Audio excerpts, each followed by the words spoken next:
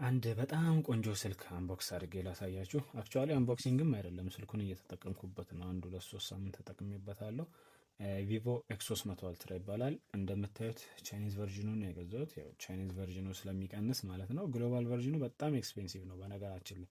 ይሄ ቻይኒዝ ቨርዥኑ ራሱ እኛ ማርኬት ላይ ከ250 ሺህ እስከ 270 ሺህ ነው እየተሸጠ ያለው ከአይፎን 17 ፕሮ ማክስ በላይም ከጋላክሲ 26 አልትራ በላይ ማለት ግሎባል ቨርዥኑ ሉክ የሚነሳው ከ$2000 ነው።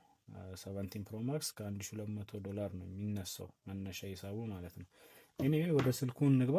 ስልኩ በነገራችን ላይ ከረንትሊ ቤስት ከሚባሉት ስልኮች ውስጥ ቶፕ 3 ውስጥ የሚገባ ስልክ ነው። ቻርጀር ይመጣዋል። 100 ዋት ቻርጀር ነው የሚመጣው።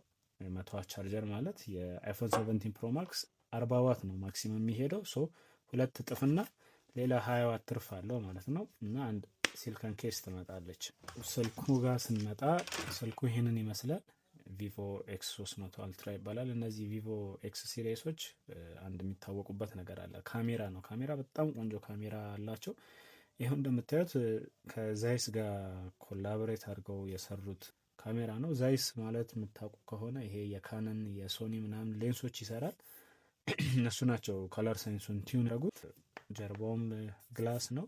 በጣም ቆንጆ የሚያምር ስልክ ነው። ያው ብዙ ሰዎች እንግዲህ ከአይፎን በላይ ስልክ ያለ ለማይመስላችሁ ኦር ከጋላክሲ በላይ ስልክ ያለ ለማይመስላችሁ ቻይኖቹ እንግዲህ አልተቻሉም። እነዚህ ኦፖም ቪቮም በጣም ቆንጆ ስልኮች ናቸው።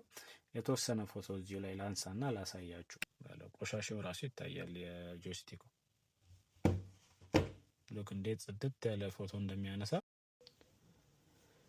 እንደምታዩት በጣም ቆንጆ ፎቶ ያነሳል። እነዚህ ኤክስ ሲሪሶች ከድሮም ጀምሮ ነው ከኤክስ 100 200 300 አልትራዎቹ ፕሮዎቹም ራሱ በጣም በካሜራ ይታወቃሉ ጥሩ ፎቶ በማንሳት። ለማንኛውም አንቦክሲንጉ ይሄንን ይመስላል። ፔስ